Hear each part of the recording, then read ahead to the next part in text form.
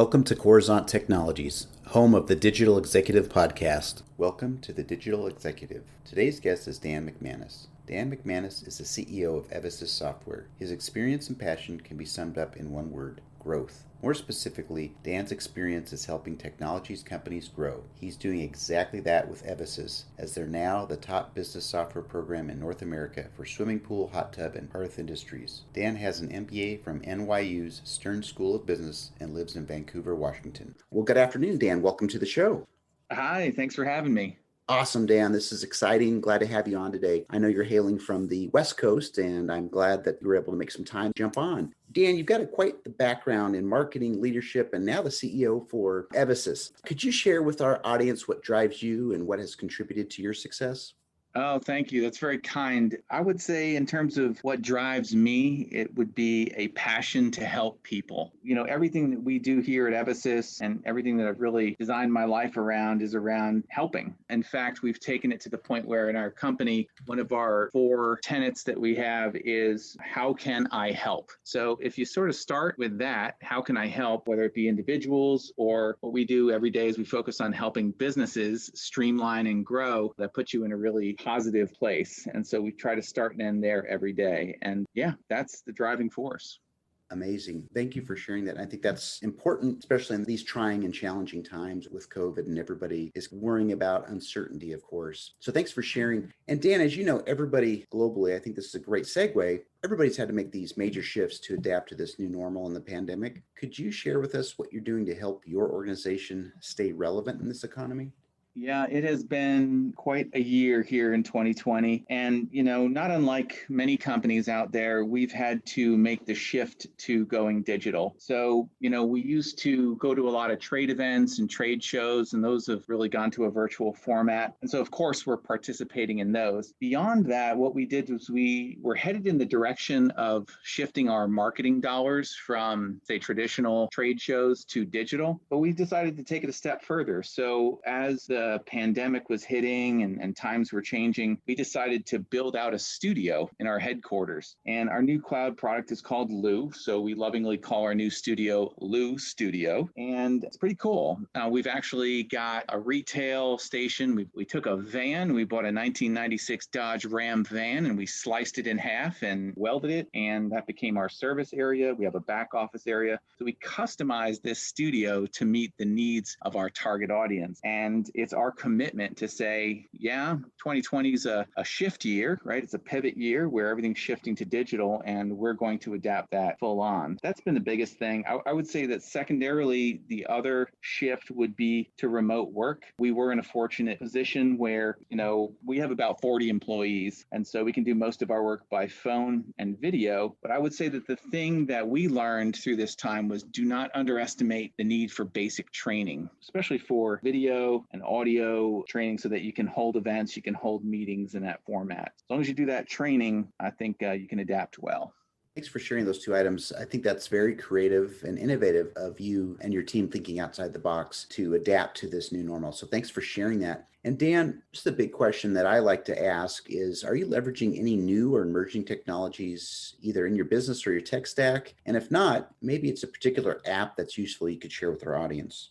Absolutely. Yeah, I've actually got 3 things I want to share with you, Brian. The analogy I like to use is, imagine you arrived at a construction site and you looked around and you see that work needs to be done. And, you know, you want to choose your tools carefully. So maybe you like a Milwaukee impact drill for certain activities, but maybe you like a DeWalt commercial drill for your drywall, right? You want to choose the right tools for the project. And so we did that. We took that step back a few years ago and again, a year ago, and said, okay, let's choose our tools carefully. So in terms of emerging technologies, you know, we used to write our software code line by line. Well, that's the old way. Well, there's an emerging set of technologies called low code and no code. If you go out there and look at it, you'll see companies like OutSystems and Mendix and others. There's always a Coke and a Pepsi, right? So you'll see market leaders and you'll see some other folks. So we actually had the leaders from these companies come in and pitch to us, and we selected our platform. And now we don't develop our software software line by line. We develop it on a platform, and that is the future.